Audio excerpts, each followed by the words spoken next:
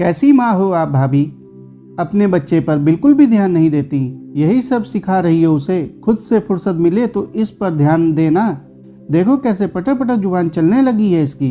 इसे भी अपनी तरह ही बनाएगी। बिल्कुल भी संस्कार नहीं दिए खुद की माँ की तरह।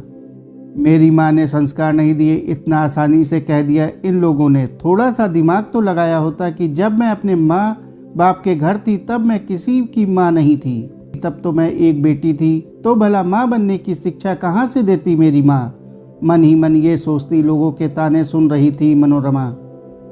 बात इतनी सी थी कि उसकी 10 वर्षीय बेटी धानी ने उसकी दादी को जवाब दे दिया था। दरअसल धानी बाहर के कमरे में बैठकर पढ़ रही थी। वहीं उसकी दादी और चाचा कमरे में बैठे टीवी देख रहे थे। उसी समय दादी को पानी पीने की इच्छा हुई, जो उनके कमरे की टेबल पर रखा हुआ था, जिसे वे खुद उठकर ले सकती थी या फिर उनके बेटे उठकर दे सकते थे। लेकिन उसके लिए भी उन्होंने धानी को आवाज लगाई। धानी किचन में से पानी का गिलास लेकर आई तो टेबल पर पानी रखा देखकर बोली कि पानी तो यहीं रखा था, फालतू ही मुझे होमवर्क करते हुए परेशान कर दिया। बस इतनी बात को दोनों दादी और चाचा ने पकड़ लिया और उसके साथ साथ उसकी माँ को भी सुनाने लगे।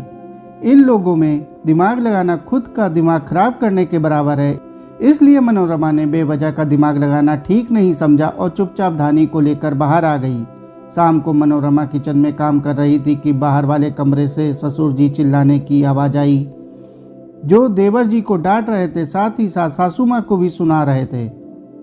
कैसी माँ हो तुम? तुम्हारे गले से रोटी का निवाला कैसे उतर जाता है? दिन भर घर में बैठा रहता है, कुछ कमाने दमाने नहीं जाता। कुछ तो बोलो उसे। अरे पर एग्ज़ाम तो क्लियर कर लिया है, अब सरकारी काम है, अभी तक अपॉइंटमेंट लेटर नहीं आया, तो इसमें इसकी क्या गलती? बस तुम्हारी यही पक्ष लेने की आदत ने इसे बिगाड़ रखा है। अपने पिता से जुबान लड़ा रहा है।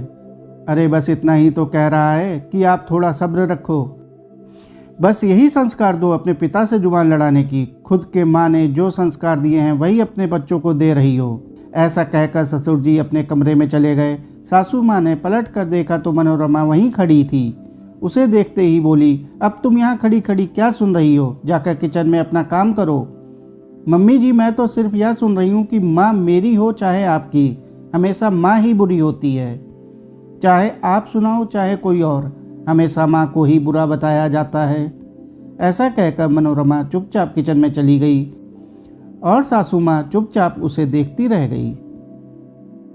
साथियों, आपको यह कहानी कैसी लगी कमेंट करके जरूर बताएं। कहानी अच्छी लगी हो तो कहानी को लाइक और चैनल को सब्सक्राइब कर लें। धन्यवाद।